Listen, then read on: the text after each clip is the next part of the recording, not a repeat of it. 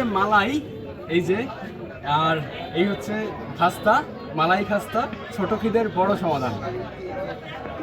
Cafe আলাপনে চায়ের পাশাপাশি অন্যান্য খাবারগুলো ভালো বিখ্যাত, আর এই অন্য খাবারের সঙ্গে নতুন একটি খাবার অ্যাড হলো ক্যাফে আলাপনে।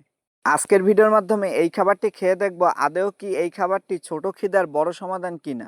আসসালামু আলাইকুম, সবাই কেমন আছেন? সবাইকে স্বাগতম আমার নতুন আরেকটি ভিডিওতে।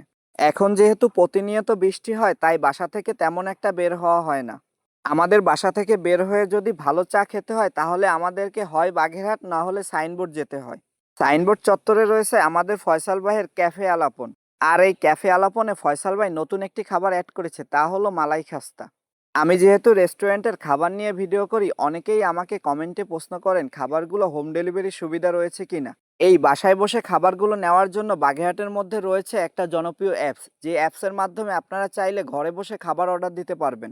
এই অ্যাপসটার নাম পিকার মার্ট। যারা বাগেরহাটে বসবাস করেন তাদের জন্য অনেক গুরুত্বপূর্ণ একটা অ্যাপস বলে আমি মনে করি। এই অ্যাপসের মাধ্যমে আপনারা শুধু আপনাদের পছন্দের খাবারই পাবেন না, আপনাদের নিত্য প্রয়োজনীয় বাজার সহ আপনাদের গুরুত্বপূর্ণ ওষুধও আপনারা এই অ্যাপস থেকে নিতে পারবেন। এই অ্যাপসটা বাগেরহাটবাসীর জন্য অনেক উপকার হবে বলে আমি আপনাদের মাঝে তুলে ধরলাম। আশা করি এটার মাধ্যমে আপনারা উপকৃত হবেন। এই ভিডিওর কমেন্ট বক্সে আমি এই অ্যাপসের লিংক আপনাদেরকে দিয়ে দিব।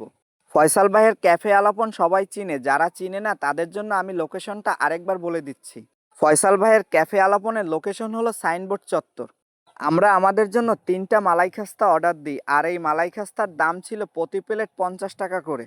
আমি মিষ্টি জিনিস তেমন একটা ভালো খাই না, কিন্তু এই মালাই খাস্তাটা খাওয়ার পর মনে হচ্ছিল ফয়সাল ভাই একটা ভালো জিনিস আমাদেরকে বানিয়ে দিয়েছে।